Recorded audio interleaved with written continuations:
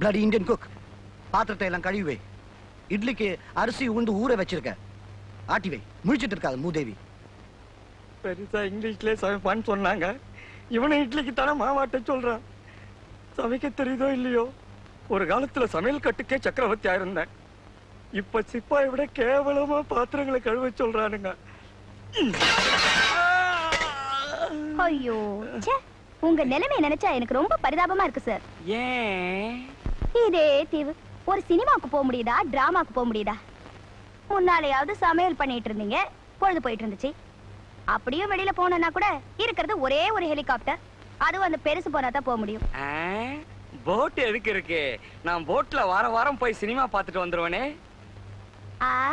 சும்மா கதை விடாதீங்க சார். போட் எங்க இருக்குன்னு உங்களுக்கு தெரியும். ஆனா அந்த போட் ரூம் சாவி எங்க இருக்குன்னு சொல்லுங்க பாப்போம். போட்டு சாவி இருக்கிற இடத்தை தெரிஞ்சுக்கிறதுக்கு ஆசைப்படுறீங்களா?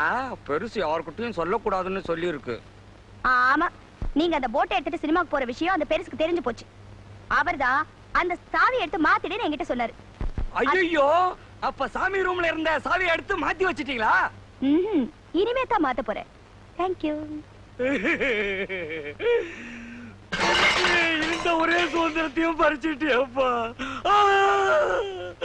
அடுப்பே, இங்கிலீஷ்காரனுங்களுக்கு ஹெல்ப் பண்றேன், தமிழுக்கு துரோகம் பண்றேன்.